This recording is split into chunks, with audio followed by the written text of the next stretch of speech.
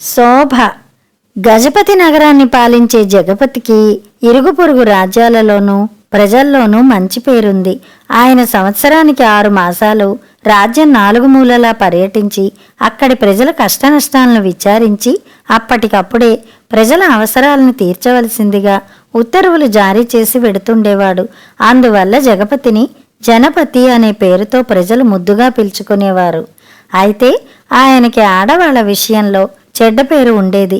జగపతి ఎంత దూరం వెళ్ళినా, ఏ ఊరు వెళ్ళినా తన ఆస్థాన ఏనుగు గజేంద్రుని మీదే ప్రయాణించి వెళ్ళేవాడు. గజేంద్రుడు మహా పొగరుబోతి ఏనుగు. తాను ఇంద్రుని ఏనుగైన ఐరావతం కంటే గొప్పదాన్నని, మానవుల మధ్యలో భూలోకంలో ఉండబట్టి నల్లగా ఉన్నానే గాని దేవలోకంలో ఉంటే ఇంద్రుని ఏనుగు కన్నా ఎక్కువ తెల్లగా ఉండేదాన్నని, తన రాజైన జగపతికి కూడా తాను మోస్తున్నందువల్లే అంత కీర్తి ప్రతిష్టలు వచ్చాయి గాని మరో ఏనుగుపై కూర్చుంటే జగపతి భిక్షపతిగా అయిపోయేవాడని గజేంద్రుని ఊహ. ప్రతి పున్నమి రోజున జగపతి మహారాజు ఏ ఊళ్ళో ఏ పరగణాల్లో పర్యటిస్తున్నా తన గజేంద్రుని తొండానికి ఒక పూలహారాన్ని తగిలించి పట్నం లేక పల్లె అంతా తిప్పించేవాడు.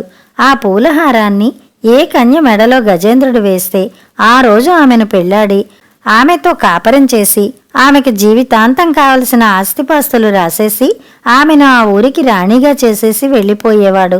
ఈ విధంగా కొన్ని సంవత్సరాల నుంచి పున్నమి ఏనుగుదండ ఆచారాన్ని పాటిస్తూ వస్తున్నాడు. చాలామంది కన్నెపిల్లలు రాజుగారి ఏనుగు దండ మెడలో వేయించుకునే అదృష్టం కోసం ప్రతి పున్నమి రోజున అందంగా అలంకరించుకుని గజేంద్రునికి ఎదురుగా వెళ్లి నిల్చునేవారు. కానీ గజేంద్రుడు నచ్చని వారికి దండ మెడలో వేసేవాడే కాదు. ఇలా జరుగుతుండగా జగపతి తన పట్టపుటేనుగుపై కూర్చుని వ్యాస పూర్ణిమ రోజున ఏనుగు తొండానికి ఒక పూలమాల తగిలించి చంద్రగిరిపురంలో పర్యటిస్తున్నాడు. ఆ రోజు పగలంతా ఉపవాసం ఉండి రాత్రి చంద్రోదయం అయిన తర్వాత అంబికాలయానికి వెళ్లి అంబని పూజించి తిరిగి వస్తోంది శోభ. అలా వస్తున్న అందాల శోభను చూసింది రాజుగారి పట్టపుటేనుగు.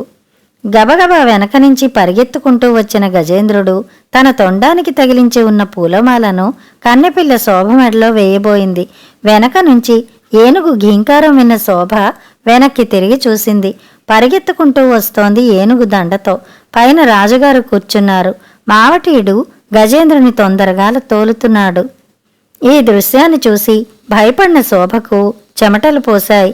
ఈ రోజు తమ ఏనుగుచే దండ నా మెడలో వేయిస్తారు, ఎలాగైనా ఈ ఆపద నుంచి తప్పించుకోవాలని శోభ పరుగు ప్రారంభించింది.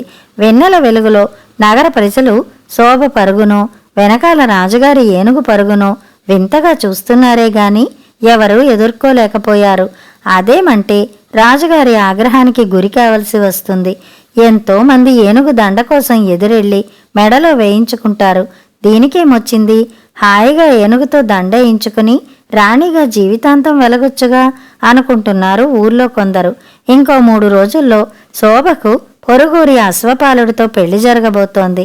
ఈ గజేంద్రుడితో దండేయించుకుని రాజుగారితో కాపురం చేస్తే ఏం బాగుంటుంది, శీలం చెడ్డ సిన్నతనరు అని మరికొందరు అన్నారు. మరి ఈ దురాఘాతాన్ని ఎదుర్కోవడానికి ఎవరొస్తారు? ప్రశ్న. ఎవరొస్తారు? రాజుగారి ఏనుగు దండ ఎవరొచ్చినా తల్లో ఎగిరిపోతాయి. ఆ శోభ చేసిన పూజలు మంచివైతే కాబోయే మొగుడు అశ్వపాలుడే రావాలి, లేదంటే ఆమె పూజించే అంబ దిగి రావాలి అన్నారొకరు బాధగా. గజేంద్రుడు దండతో శోభ మెడలో వెయ్యాలని పరిగెత్తుకు వస్తూనే ఉన్నాడు. బెదిరిన లేడి పిల్లల శోభ నగరంలో వీధులన్నీ దాటుకుపోతోంది. ఒక ఇరుకు వీధిలో నుంచి పోతుండగా రాజుగారి మదప్రేణుకు కూడా ఆ ఇరుకు వీధిలో ప్రవేశించి ఇరువైపుల పక్కలన్నీ రాసుకుపోయినా ఆ సందులో నుంచి బయటపడిన ఏనుగు శోభను వేటాడడం మానలేదు. శోభకు ఉదయం నుంచి తిండి లేదు. ఉపవాసం వల్ల నీరసం వచ్చింది. పరిగెత్తలేకపోతోంది. ఏనుగు మరీ మరీ తరుముకొస్తోంది. నగరంలో ఎవరూ ఆమెను రక్షించేవారు కనిపించలేదు. చివరకు నగరం వెలుపలగా ఉన్న ఒక పేదవారి పూరిపాకలోకి వెళ్లి తలదాచుకుంది. అది గమనించిన రాజుగారి గజేంద్రుడు ఆ పూరిపాక దగ్గరకొచ్చి తన తొండంతో ఒక్కసారిగా పాక మొత్తం ఎత్తేసింది. ఆ పాకలో కాపురం ఉంటున్న ఒక ముసలమ్మ ఈ ఏనుగు గీంకారం విని గుండాగి చచ్చిపోయింది. ఆ ముసలమ్మకు 10 ఏళ్ల వయసు ఒక కొడుకున్నాడు. అతన్ని పిలిచి, తమ్ముడు నీవు త్వరగా మన పొరుగున ఉన్న అశ్వపురంలో అశ్వపాలుడనే ఒక వీరుడున్నాడు. మీ కాబోయే భార్య శోభ రాజుగారి ఏనుగు దాడిలో చిక్కుకుంది. వచ్చి రక్షించుకోమని త్వరగా చెప్పు అని ఆ కుర్రాడికి చెప్పి పంపి ఆమె ఆ ఏనుగు దాడి నుంచి తప్పించుకునేందుకు శతదా ప్రయత్నం చేస్తూ పరిగెత్తుకుపోతూనే ఉంది. ఆనాటి పున్నమి రాత్రంతా శోభ గజేంద్రుల పోరాటం విరామం లేకుండా జరుగుతూనే ఉంది. ఈ వార్తను శోభ పంపిన కుర్రవాడు అశ్వపాలనికి చేరవేశాడు. అప్పటికి రాత్రి 4వ జాము నడుస్తోంది. నగరం పొలిమేరల్లోకి వచ్చిన శోభ ఒక రావి చెట్టు కొమ్మ మీద ఎక్కి భయంతో బిక్కుబిక్కుమంటూ కూర్చుంది. అలసటతో కొద్దిపాటి కొనుకొచ్చింది. ఆమె మగతగా నిద్రలో ఆ కొమ్మ మీదే పడుకుంది. ఆమె కోసం వెతుక్కుంటూ వస్తున్న ఏనుగు గజేంద్రం ఈ రావి చెట్టు మీద నిద్రిస్తున్న శోభను చూసి చెట్టు మొత్తం వేళ్లతో సహా పెకిలించి పీకేస్తుండగా మేల్కొన్న శోభ, రక్షించండి, నన్ను రక్షించండి, ఓ అడవి దేవుడా, ఓ చెట్టు దేవత, నన్ను రక్షించు అంటూ ఆమె కొమ్మతో పాటు విరిగి కింద పడిపోయింది. ఆమెను చూసి ఆగ్రహంతో ఘీంకరిస్తున్నాడు గజేంద్రుడు. సరిగా అదే సమయానికి అశ్వపాలుడు తన పంచకళ్యాణి గుర్రాన్ని ఏనుగుపై సంధించి అంబారీలో కూర్చున్న జగపతికి బల్లెం గురిపెట్టి విసురుతూ, ఒరే జగపతి, నీ ఏనుగు గజేంద్రుడు దండ కథ ఈనాటితో ముగిసింది. ఇక నీ ఏనుగు మల్లెపూల దండ, పౌర్ణమి రోజు నీ విలాసాలు సాగవు అంటూ బల్లెం జగపతిపై విసిరాడు. అంబారీలో కూర్చున్న జగపతి గుండెల్లో శూలం గుచ్చుకుని అంబారీతో సహా నేలకూలాడు. అశ్వపాలుని పంచకళ్యాణి గుర్రం తన 2 కాళ్లతో ఏనుగు కుంభస్థలం మీద కొట్టి కుంభస్థలాన్ని పగలగొట్టింది.